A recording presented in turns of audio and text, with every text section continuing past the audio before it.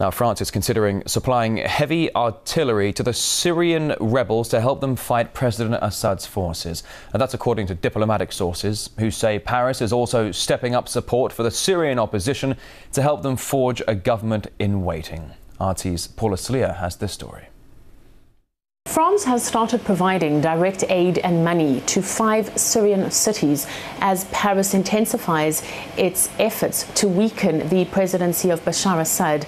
Now, this is the first time a Western power has made these announcements and these kind of moves, and it follows reports last week that Paris had identified areas in the north, the south and the east of Syria that were free of Assad's control, and that they were considering sending heavy artillery to these zones.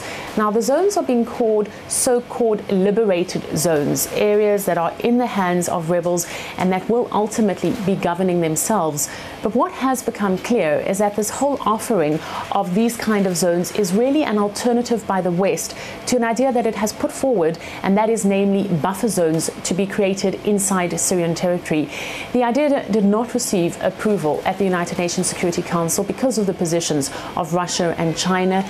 The concern really is that you create a buffer zone merely as a pretext for creating military intervention, because without having a no-fly zone, you cannot create a buffer zone, and to create a no-fly zone, you certainly need to have military involvement.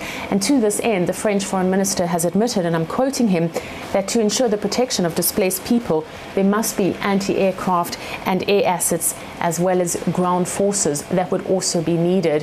What is becoming clear is that Paris has become the locomotive of the Syrian opposition.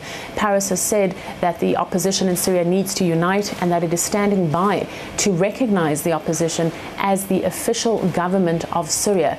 The rhetoric coming out of Paris against Assad is also increasing. We're hearing from the French Foreign Minister that the Assad regime needs to be smashed.